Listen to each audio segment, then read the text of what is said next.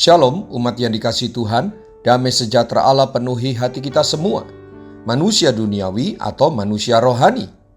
Firman Tuhan hari ini diambil dari 1 Korintus 2 ayat 14, demikian firman Tuhan.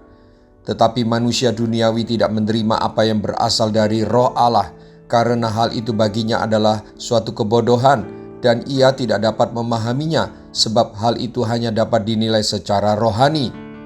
Manusia duniawi adalah manusia yang belum lahir baru, masih dikuasai dosa, keinginannya hanya berfokus kepada keduniawian, yaitu keinginan daging, keinginan mata, keangkuhan hidup, dan tidak memahami hal rohani dengan benar, serta tidak menerima kasih karunia Allah. Manusia duniawi tidak dapat menerima atau bahkan dia akan menolak atau tidak suka atau tidak menggubris hal-hal rohani yang disampaikan kepadanya.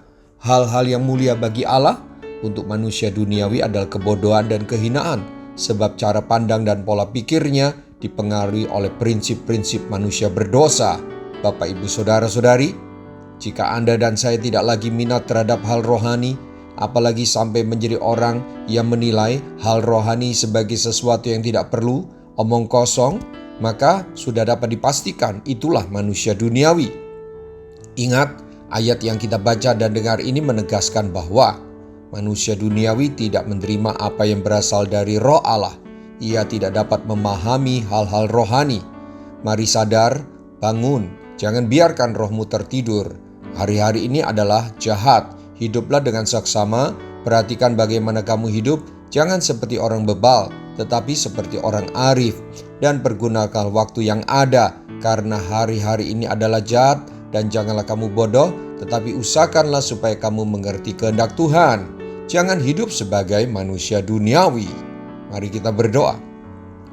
Tuhan Yesus, hanya karena anugerah-Mu lah saya menjadi manusia yang dilahirkan baru. Saya bukan manusia duniawi lagi, bukan hamba dosa lagi, bukan manusia yang muak dengan hal rohani.